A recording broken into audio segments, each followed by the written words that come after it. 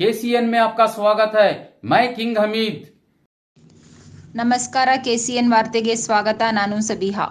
ಮದ್ರಸಾ ಹಜರತ್ ಮೌಲಾನಾ ಖಾಸಿಂ ಖುರೇಶಿ ಅನ್ನಮ್ಮ ದೇವಸ್ಥಾನ ಮೊದಲನೇ ಮುಖ್ಯ ರಸ್ತೆ ಗಾಂಧಿನಗರ ಮಾರ್ಕೆಟ್ ಮೊಹಮ್ಮದ್ ಸೇಠ್ ಬ್ಲಾಕ್ ಲಷ್ಕರ್ ಮೊಹಲ್ಲಾ ಮೈಸೂರು 15/8/2023 77ನೇ ಸ್ವಾತಂತ್ರ್ಯ ದಿನಾಚರಣೆ ಆಚರಿಸಿದರು.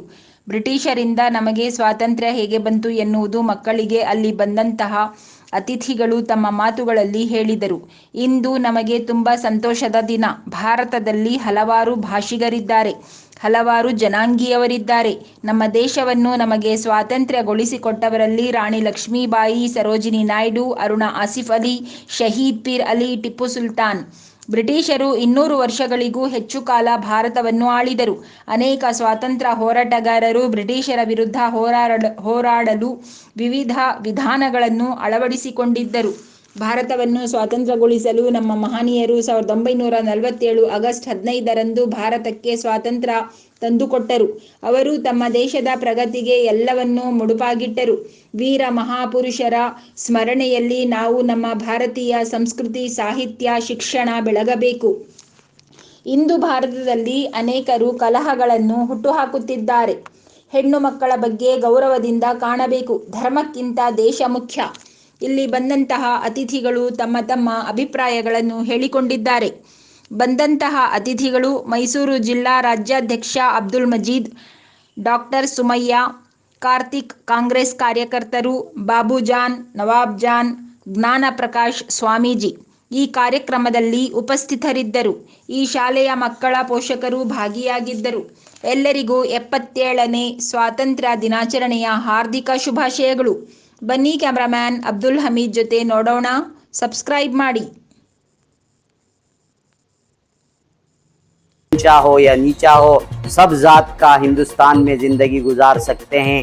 ये सेकुलर मुल्क है और हम यहाँ संविधान को बचाने की कोशिश करना चाहिए। और हम यहाँ के असातिज़ा से गुजारिश करते हैं कि इन बच्चों के अंदर हमारे हिंदुस्तान की आज़ादी का जज्बा इन बच्चों के अंदर पैदा होना चाहिए। हमारा मज़हब हमें ये भी सिखाता है कि हम जब दुनिया से जाते हैं तो इस मिट्टी के अंदर गुस्ल करके दफन होते हैं।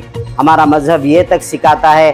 इसके बाद मैं यहाँ के ज़िम्मेदारों से मैं बहुत शुक्र अदा करता हूँ कि उन्होंने मुझे कुछ चंद बात करने का मौका दिया। और इसके साथ ही मैं अपनी बात को ख़त्म करता हूँ। आखिर दाना अल्हम्दुलिल्लाहि रब्बिल आलमीन। ಮಾತಾಡಲು ಬರುವಂತಹ ನಮ್ಮ ದೇಶಕ್ಕಾಗಿ ಕೊಟ್ಟು ನಮ್ಮ ದೇಶವನ್ನು ಕಟ್ಟಿದ್ದೇವೆ. ಮಕ್ಕಳಲ್ಲಿ ಬಲಿದಾನ ಬರಬೇಕು, ತ್ಯಾಗ ಬರಬೇಕು ಅಂತ ಅನಿಸುತ್ತಾ ಅವರನ್ನು ಮಾತನ್ನು ಮುಗಿಸಿದವರಿಗೆ ಧನ್ಯವಾದಗಳು ಸರ್. ಹಾಗೆಯೇ ಈ ಒಂದು ಸಭೆಯ ಅಧ್ಯಕ್ಷರಾದಂತಹ ಡಾಕ್ಟರ್ ಸುಮಯ್ಯ ಅಂಜಿಮಣ ಅವರನ್ನು ಮಾತಾಡಬೇಕು. अस्सलाम वालेकुम रहमतुल्लाहि बरकातहू। रिस्पेक्टेड डिग्निटरीज जो भी यहाँ पे बैठे हैं, स्वामी जी और ट्रस्टी मदरसे के और स्कूल के तमाम टीचर्स और बच्चे, बहुत खुशी हुई यहाँ पे आके। ये हमारा 77th इंडिपेंडेंस डे जो सेलिब्रेट कर रहे हैं यहाँ पे, वो इतनी शान से सेलिब्रेट कर रहे हैं। और छोटे छोटे बच्चे जो इतना अच्छा जज्बा है उनमें, इतनी अच्छी खुशी है जो इतने एहसास से कर रहे हैं, वो देखकर बहुत खुशी हुई। आप छोटे बच्चे हमारा फ्यूचर हैं।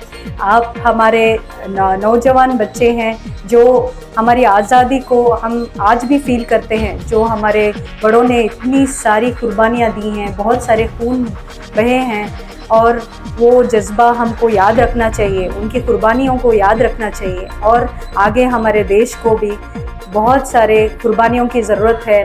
और आप बच्चों का फ्यूचर हमारे बच्चों का फ्यूचर है। हम कहीं भी जाएं, इस दुनिया के कहीं भी कोने में जाएं, हम हिंदुस्तानी ही कहलाएंगे। और वो हिंदुस्तान की शान हमको कायम रखना है। बच्चे आप सब दीन और दुनिया दोनों का तालीम हासिल करें। और जैसे कि स्वामी जी ने बोला है, हमारे स्ट्रेंथ हमारी डाइवर्सिटी है। मतलब हम सब बहुत अलग हैं। हमारे देश में बहुत सारे रिलीजन हैं, बहुत सारे लैंग्वेजेस हैं। सब हमारे देश की शान है और इस देश की शान को हमको कायम रखना है और एक दूसरे की रिस्पेक्ट करना है। जो भी हैं हम आने वाले सिटीजन्स अच्छे सिटीजन्स बने और छोटे छोटे काम से बड़े काम हो सकते हैं। जैसे कि इस छोटे काम जैसे एनर्जी प्रिजर्व करना या फिर जहाँ भी गंदगी फैला रहे हैं उसको रोकना और हमारे देश को हमारे हर एक एजुकेशन में, टेक्नोलॉजी में और सोशल डेवलपमेंट में हमको आगे बढ़ना है और हमारा देश का नाम रोशन करना है।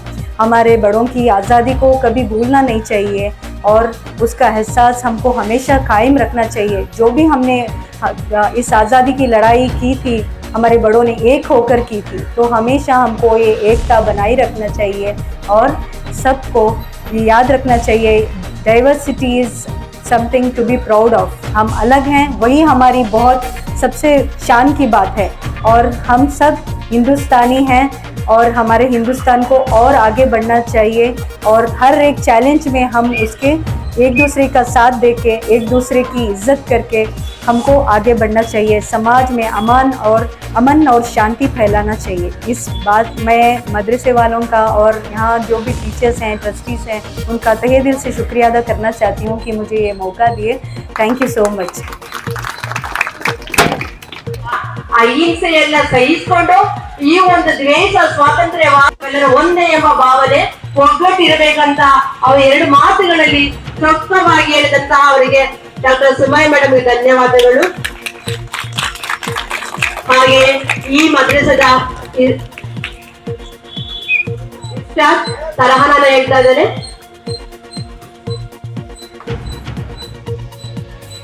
मदरसा कासिम कुरैशी एक अज़ीम शान है, गुलिस्तान दीन है, ये गुलशन ईमान है, महवर ज़िक्र खुदा है, मरकज़ कुरान है, रब का ये अहले मोहल्ला पर बड़ा एहसान है। मदरसा कासिम कुरैशी एक अज़ीम शान है। गौर से सुनिए मेरे सरकार का फरमान है, दिल में गर कुरान ही दिल खाना वीरान है, गुर्बत कुरान गोया गुर्बत शैतान है। मदरसा कासिम कुरैशी एक अज़ीम शान है। उलूमे असरिया तालीम कुरानी के साथ बच्चे बन जाते हैं हाफिज कितनी आसानी के साथ। एक करिश्मा देख कर खुद अक्ल भी हैरान है। मदरसा कासिम कुरैशी एक अज़ीम शान है। अन्य हर ईमान का दुनिया को देते हैं सबक, ऐ मदारिस दर हकीकत बाग़बान दीन हक, बदगुमानी बाग़बान दीन हक नादान है।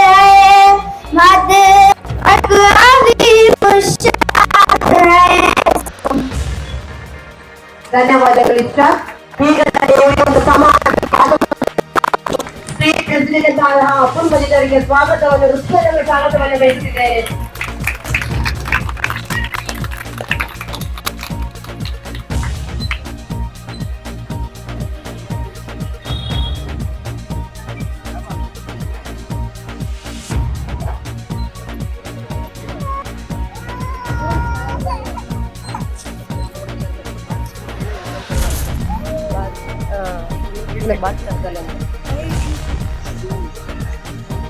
ಎಪ್ಪತ್ತೇಳನೇ ಸ್ವಾತಂತ್ರ್ಯ ದಿನಾಚರಣೆಯ ಒಂದು ಸಮಾರಂಭಕ್ಕೆ ಆಗಮಿಸಿರುವಂತ ಸ್ಟೇಟ್ ಪ್ರೆಸಿಡೆಂಟ್ ಆದಂತಹ ಅಬ್ದುಲ್ ಮಜೀದ್ ಸರ್ ಅವರಿಗೆ ನಿಮ್ಮೆಲ್ಲರ ಪರವಾಗಿ ವೈಯಕ್ತಿಕವಾಗಿ ಹಾಗೂ ನಮ್ಮ ಕಾರ್ಯದರ್ಶಿಯ ಪರವಾಗಿ ಹೃತ್ಪೂರ್ವಕವಾಗಿ ಸ್ವಾಗತವನ್ನು ಬಯಸುತ್ತಿದ್ದೇನೆ.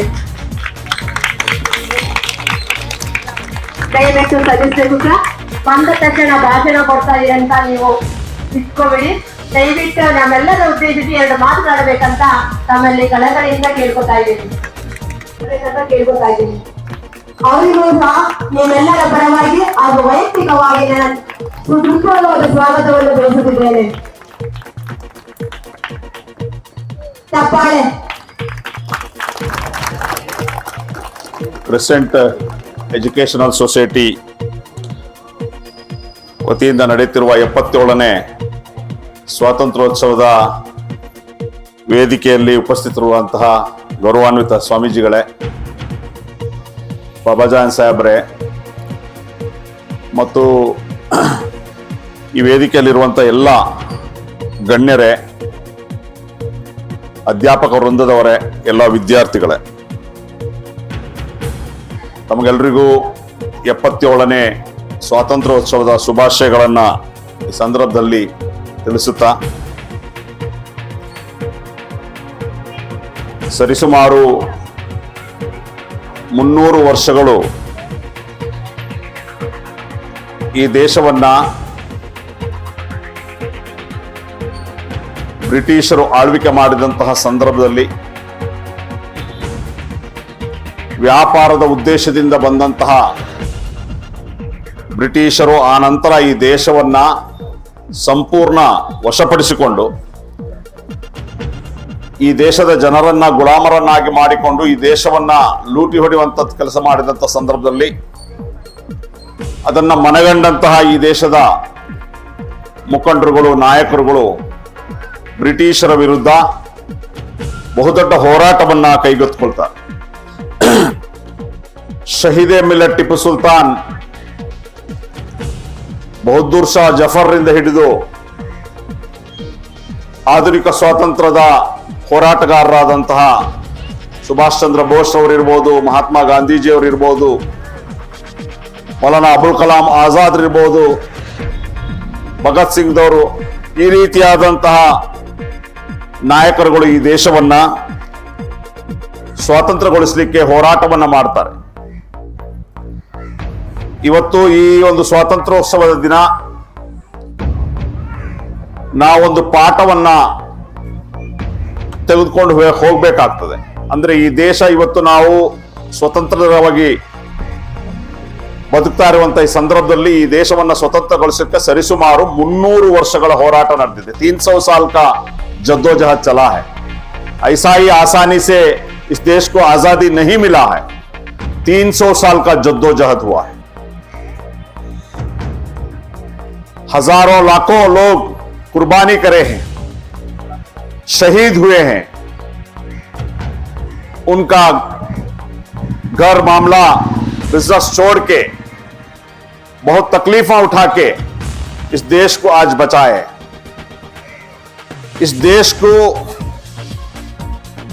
देश में हम लोग को ब्रिटिशों से आजादी मिला है.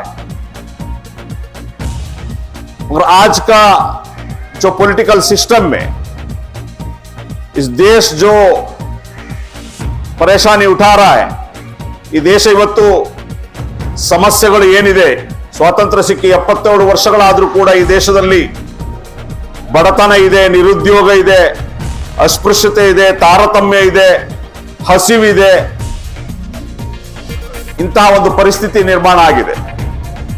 ನಾವು ನೋಡ್ತಾ ಇದ್ದೀವಿ, ಮಣಿಪುರದಲ್ಲಿ ಬುಡಕಟ್ಟು ಜನಾಂಗಗಳ ಮೇಲೆ, ಕ್ರಿಶ್ಚಿಯನ್ ಸಮುದಾಯದ ಮೇಲೆ ಕಳೆದ 3 ತಿಂಗಳಿಂದ ನಿರಂತರವಾಗಿ ದೌರ್ಜನ್ಯ ನಡೀತಾ ಇದೆ. ಹರಿಯಾಣದಲ್ಲಿ ಮುಸಲ್ಮಾನರ ಮೇಲೆ ದೌರ್ಜನ್ಯ ನಡೀತಾ ಇದೆ. ಈ ರೀತಿ ಸ್ವಾತಂತ್ರ್ಯ ಸಿಕ್ಕಿ 76 ವರ್ಷಗಳಾದ್ರೂ ಕೂಡ ಈ ದೇಶದಲ್ಲಿ ಬದುಕ್ತಾ ಇರುವಂತಹ ಶೋಷಿತ ವರ್ಗಗಳು, ಅಲ್ಪಸಂಖ್ಯಾತರು, ದಲಿತರು, ಆದಿವಾಸಿಗಳು ಇನ್ನೂ ಕೂಡ ಸ್ವತಂತ್ರ ಇಲ್ಲದೆ ಅವರನ್ನ ದೌರ್ಜನ್ಯಕ್ಕೀಡು ಮಾಡಿಕೊಂಡು ಅವರನ್ನ ಗುಲಾಮರನ್ನಾಗಿ ಮಾಡಿಕೊಂಡು ಇರುವಂತಹ ಒಂದು ಪರಿಸ್ಥಿತಿ ನಾವು ಈ ಆಧುನಿಕ ಭಾರತದಲ್ಲಿ, ಸ್ವತಂತ್ರ ಭಾರತದಲ್ಲಿ ನೋಡ್ತಾ ಇರಬೇಕಾದ್ರೆ ಇದನ್ನೆಲ್ಲವನ್ನ ಗಮನಿಸಿ ಇದನ್ನೆಲ್ಲವನ್ನ ತಡೆಯುವಂತ ಒಂದು ಗಟ್ಟಿ ಹೋರಾಟ ಆರಂಭ ಆಗಬೇಕಾಗಿದೆ. ಈ ದೇಶವನ್ನ ಇಂತಹ ಶಕ್ತಿಗಳಿಂದ ಈ ದೇಶದ ಸ್ವಾತಂತ್ರ್ಯವನ್ನು ರಕ್ಷಿಸಬೇಕಾಗಿದೆ. ದೇಶದ ಜನರ ವಿರುದ್ಧವೇ ಯುದ್ಧ ಸಾರುವಂತ ಒಂದು ವಾತಾವರಣ ಇವತ್ತು ನಿರ್ಮಾಣ ಆಗಿರುವಂಥದ್ದು. ಹಾಗಾಗಿ ಈ ದೇಶದ ಸ್ವಾತಂತ್ರ್ಯ ತಂದುಕೊಟ್ಟಂತಹ ಮಹಾನ್ ಪುರುಷರು ಏನು ಕನಸು ಕಂಡಿರೋ ಈ ದೇಶದ ಬಗ್ಗೆ ಸರಿಸಮಾನವಾಗಿ ಎಲ್ಲರಿಗೂ ಸಮಾನ ಅವಕಾಶಗಳಿರುವಂತಹ ಒಂದು ದೇಶ ಅನ್ನುವಂತಹ ಈ ದೇಶವನ್ನ ಎಲ್ಲರಿಗೂ ಸಮಾನ ಅವಕಾಶಗಳುಳ್ಳ, ಎಲ್ಲರಿಗೂ ಸ್ವಾತಂತ್ರ್ಯ ಇರುವಂತಹ, ಸಮಾನತೆ ಇರುವಂತಹ ಒಂದು ದೇಶವನ್ನಾಗಿ ಮಾಡಬೇಕಾದಂತಹ ಜವಾಬ್ದಾರಿ ನಿಮ್ಮೆಲ್ಲರ ಮೇಲಿದೆ. ಆ ನಿಟ್ಟಿನಲ್ಲಿ ನಾವೆಲ್ಲರೂ ಕೂಡ ಈ ದೇಶದ 140 ಕೋಟಿ ಜನರ ಅವರ ಬದುಕು ಹಸನಾಗುವಂತೆ, ಅವರಿಗೆಲ್ಲರಿಗೂ ಸಮಾನ ಅವಕಾಶಗಳು ಸಿಗುವಂತಹ ಒಂದು ಸಮಾಜವನ್ನ, ಒಂದು ರಾಜ್ಯವನ್ನ, ಒಂದು ದೇಶವನ್ನ ಕಟ್ಟಬೇಕು. ಮತ್ತು ಈ ದೇಶದಿಂದ ಒಂದು ಬಲಾಢ್ಯ ಪಿಡುಗು ಏನಿದೆ, ಭ್ರಷ್ಟಾಚಾರ, ಕೋಮುವಾದ, ಜಾತಿವಾದ, ಅದು ಮಿತಿ ಮೀರಿದೆ. ಇವತ್ತು ಭ್ರಷ್ಟಾಚಾರದಿಂದ ಜನರು ನಲಗಿ ಹೋಗ್ತಾ ಇದ್ದಾರೆ. ಯಾವ ಕಚೇರಿಯಲ್ಲಿ ಹೋದ್ರೂ ಜನರ ಕೆಲಸ ಆಗ್ತಾ ಇಲ್ಲ. ಭ್ರಷ್ಟಾಚಾರವನ್ನ ನಿಲ್ಲಿಸುವ ಅಥವಾ ಅದನ್ನ ಈ ದೇಶದಿಂದ ಕಿತ್ತು ಹಾಕುವ ಯಾವುದೇ ಯೋಜನೆಗಳು, ಯಾವುದೇ ಯೋಚನೆಗಳು ಪ್ರಸ್ತುತ ಆಡಳಿತ ಮಾಡುವ ವರ್ಗಗಳಿಗೆ ಇಲ್ಲ ಅನ್ನುವಂಥದ್ದು ದುರಂತ. ಆ ನಿಟ್ಟಿನಲ್ಲಿ ಮುಂದಿನ ದಿನದಲ್ಲಿ ಈ ದೇಶವನ್ನ ಭ್ರಷ್ಟಾಚಾರ ಮುಕ್ತವಾದ ರಾಷ್ಟ್ರವನ್ನಾಗಿ ಕೂಡ ನಾವು ಕಟ್ಟುವಂತ ಈ ಸಂದರ್ಭದಲ್ಲಿ ಹೇಳ್ತಾ, ಈ ಒಂದು ಕಾರ್ಯಕ್ರಮಕ್ಕೆ ವಿಶೇಷವಾಗಿ ನನಗೆ ಆಹ್ವಾನ ಕೊಟ್ಟು ಕರೆದಂತಹ ತೌಸೀಫ್ ಜಾನ್ ಅವರು ಮತ್ತು ಎಲ್ಲ ಶಾಲೆಯ ಸಿಬ್ಬಂದಿ ವರ್ಗದವರು ಎಲ್ರಿಗೂ ಮತ್ತೊಮ್ಮೆ ವಂದಿಸ್ತಾ ನನ್ನ ಮಾತನ್ನು ಮುಗಿಸ್ತೇನೆ. ಜೈ ಹಿಂದ್. ಅನೇಕ ರೀತಿಯಲ್ಲಿ ನಿಮಗೆ ಉದಾಹರಣೆ ಸಹಿತ ಕೊಟ್ಟು ನೀವೆಲ್ಲರೂ ಉದ್ದೇಶಿಸಿ ಮಾತಾಡಿದಂತಹ ಪ್ರೆಸಿಡೆಂಟ್ ಅಬ್ದುಲ್ ಮಜೀದ್ ಧನ್ಯವಾದಗಳು. ಹಾಗೆ ಈ ಒಂದು ಕಾರ್ಯಕ್ರಮಕ್ಕೆ ಸುಸೂತ್ರವಾಗಿ ನಡೆಸಿಕೊಟ್ಟಂತಹ ನಿಮ್ಮೆಲ್ಲರಿಗೂ ನನ್ನ ಹೃದಯಪೂರ್ವಕವಾದಂತಹ ಧನ್ಯವಾದಗಳು. ಹಾಗೆಯೇ ಕೊನೆಯ ಹಂತಕ್ಕೆ ಬಂದಿದ್ದೇವೆ. ಕೊನೆಯ ಹಂತದಲ್ಲಿ ನಮ್ಮ ಬಂದಿರುವಂತಹ ಅತಿಥಿಗಳಿಗೆ ನಮ್ಮ ಟ್ರಸ್ಟ್ ವತಿಯಿಂದ ಒಂದು ಚಿಕ್ಕ ಮಾಲಾರ್ಪಣೆ ಇರುತ್ತೆ. ದಯವಿಟ್ಟು ಒಬ್ಬೊಬ್ಬರಾಗಿ ಬಂದು ಅದಕ್ಕೆ ಸ್ವೀಕಾರ ಮಾಡ್ಬೇಕಂತ ಕೇಳ್ಕೊತಾ ಇದ್ದೇನೆ. ಈ ಒಂದು ವೇದಿಕೆಯನ್ನು ಅಲಂಕರಿಸಬೇಕಂತ ಕೇಳ್ಕೊತಾ ಇದ್ದೇನೆ. ದಯವಿಟ್ಟು ಬನ್ನಿ ಸರ್. ಒಂದು ವಂದನೆಯನ್ನು ಸ್ವೀಕರಿಸ್ತಾ ಇದ್ದಾರೆ.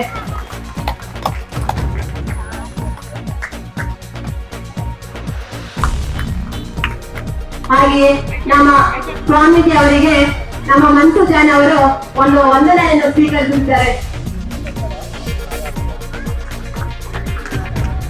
ನಮ್ಮ ಡಾಕ್ಟರ್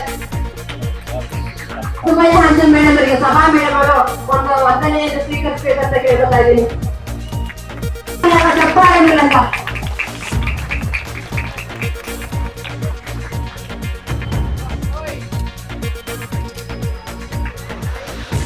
ಹಾಗೆಯೇ ಈ ಒಂದು ವಂದನೆಯನ್ನು ಸ್ವೀಕರಿಸಿದಂತ ನಿಮ್ಮೆಲ್ಲರಿಗೂ ಧನ್ಯವಾದಗಳು.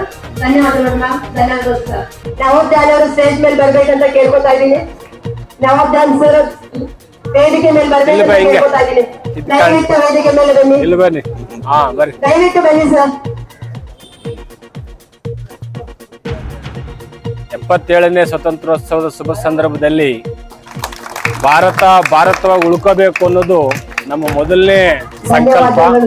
ಇವತ್ತು ಭಾರತವಾಗಿ ಉಳಿತಾ ಇಲ್ಲ. ಬಹುತ್ವದ ಭಾರತ, ಸರ್ವಧರ್ಮೀಯರ ಭಾರತ, ಸಮಾನತೆಯ ಭಾರತ, ಸಾಮರಸ್ಯದ ಭಾರತ ಇವತ್ತು ನಮ್ಮ ಕಣ್ಮುಂದೆ ಕಾಣ್ತಾ ಇಲ್ಲ.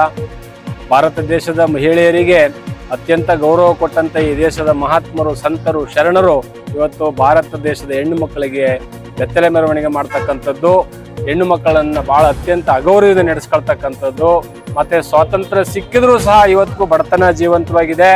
ಜೊತೆಗೆ ಆಸ್ತಿ, ಈ ದೇಶದ 140 ಕೋಟಿ ಜನರ ಆಸ್ತಿ 20 ಜನರ ಕೈಯಲ್ಲಿ ಸಿಕ್ಕಾಕೊಳ್ತಾ ಇದೆ.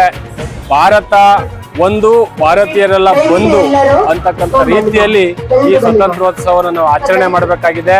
ಸಮಾನತೆ, ಸೋದರತೆ, ಸಾಮರಸ್ಯವನ್ನು ಮೂಡಿಸಬೇಕಾಗಿದೆ. ಆ ಕಾರಣಕ್ಕೋಸ್ಕರವಾಗಿ ಬಾಬಾ ಸಾಹೇಬ್ ಅಂಬೇಡ್ಕರ್, ಹಜರತ್ ಟಿಪ್ಪು ಸುಲ್ತಾನ್ ಸೈಯದ್ರವರು ಮತ್ತು ಸ್ವತಂತ್ರ ಹೋರಾಟಗಾರ ಏನು ಕನಸನ್ನ ಕಂಡಿದ್ರು, ಇದು ಭಾರತ ಆದರ್ಶದ ಭಾರತ ಆಗಬೇಕು. ಇಂತಹ ಅಮೂಲ್ಯವಾದಂಥ ಪ್ರಜಾಪ್ರಭುತ್ವ ಸಂವಿಧಾನವನ್ನು ರಕ್ಷಣೆ ಮಾಡ್ಕೋಬೇಕು. ಕಟ್ಟ ಕಡೆಯ ಮನುಷ್ಯನಿಗೂ ಈ ದೇಶದಲ್ಲಿ ಅತ್ಯಂತ ಉನ್ನತ ಹುದ್ದೆ ಸಿಗಬೇಕು. ರಾಷ್ಟ್ರಪತಿ ಮತ್ತು ಪ್ರಧಾನಮಂತ್ರಿಗಳ ಹುದ್ದೆ ಇವತ್ತು ಅತ್ಯಂತ ದೇಶದಲ್ಲಿ ನಾವು ನೋಡ್ತಾ ಇದ್ದೇವೆ. ಹೆಣ್ಣು ಮಕ್ಕಳನ್ನೇ ಬೆತ್ತಲೆ ಮಾಡಿದ್ರೂ ಸಹ ರಾಷ್ಟ್ರಪತಿ ಹುದ್ದೆ ಇರ್ತಕ್ಕಂಥ ಒಬ್ಬ ಹೆಣ್ಣು ಮಗಳು ಮಾತಾಡಲ್ಲ ಅಂದ್ರೆ ಈ ದೇಶದ ಏನು ಘನತೆ ಮತ್ತು ಗೌರವಕ್ಕೆ ಎಷ್ಟು ಚ್ಯುತಿ ಬಂದಿದೆ ಅಂತಕ್ಕಂಥದ್ದನ್ನ ರಾಷ್ಟ್ರ ಪ್ರೇಮಿಗಳಾದಂಥ ನಾವು ಅರ್ಥ ಮಾಡ್ಕೋಬೇಕಾಗಿದೆ. ಭಾರತ ದೇಶದಲ್ಲಿ ನಾವೆಲ್ಲ ಧರ್ಮಕ್ಕಿಂತ ದೇಶ ಮುಖ್ಯ ಅಂತಕ್ಕಂಥದ್ರ ಬಗ್ಗೆ ಹೆಚ್ಚು ಗಮನವನ್ನು ಕೊಟ್ಟುಕೊಂಡು firstly Indian, lastly Indian, be the people of India ಅಂತೇಳಿ ನಮ್ಮ ಸಂವಿಧಾನದ ಪೀಠಿಕೆಯನ್ನು ನಾವೆಲ್ಲರೂ ಸಹ ಎದೆಗೆ ಒಪ್ಕೋಬೇಕಾದಂಥ ಸಂದರ್ಭ ಇದೆ ಅಂತಕ್ಕಂಥ ಸಂಕಲ್ಪವನ್ನು ಮಾಡ್ತಾ ಭಾರತದ ಸ್ವತಂತ್ರದ ಶುಭಾಶಯಗಳನ್ನ ಕೋರ್ತಾ ಇದ್ದೇನೆ. ಜೈ ಭೀಮ್, ಜೈ ಭಾರತ್. आज 77 योम आज़ादी के मौके पर हम लोग यहाँ जमा होकर फ्लैग हास्टिंग किए हैं। हमारा मकसद है कि ये हमारा मुल्क भारत आज़ाद है। इस आज़ादी के लिए न जाने हमने कितनी ज़्यादा कुर्बानियाँ दी और जद्दोजहद की है, और इसके लिए 300 साल तक जद्दोजहद हमने की है।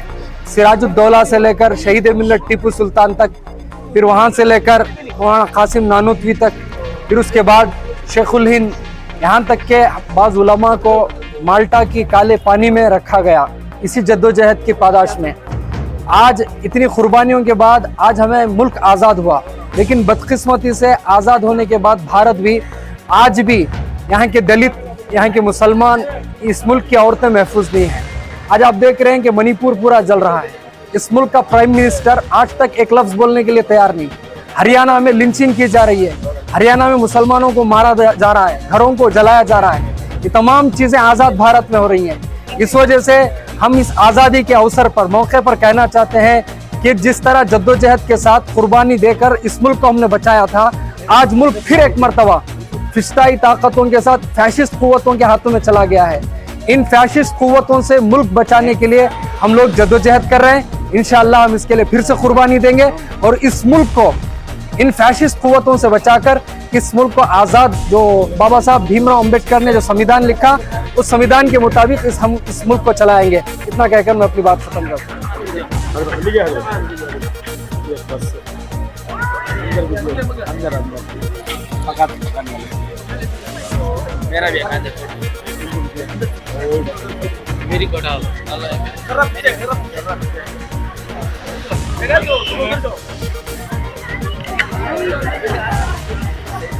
जरा तुम्हारा सिगरेट आला जरा.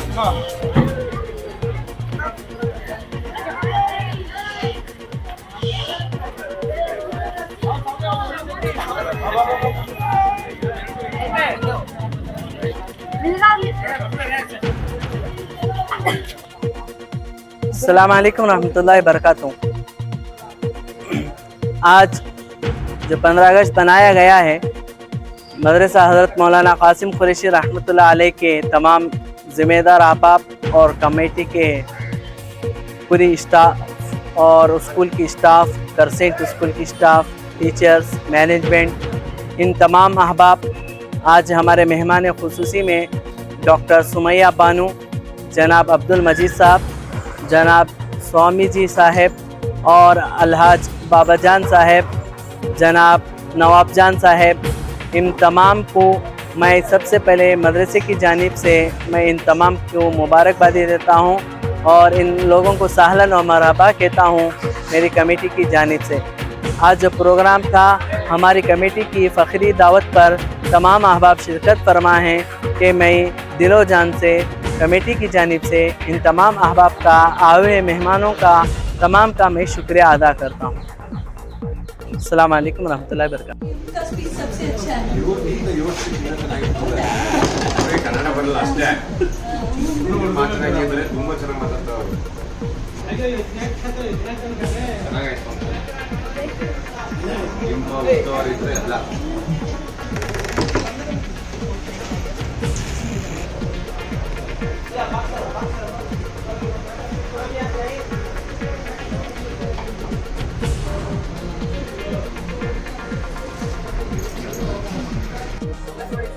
सबसे पहले जनाब अब्दुल मजीद साहब मैसूर डिस्ट्रिक्ट प्रेसिडेंट उन्होंने तशरीफ़ फरमा थे और उसके साथ साथ मेहमान खुसूसी में डॉक्टर सुमैया मैडम भी साहिबा तशरीफ़ थे।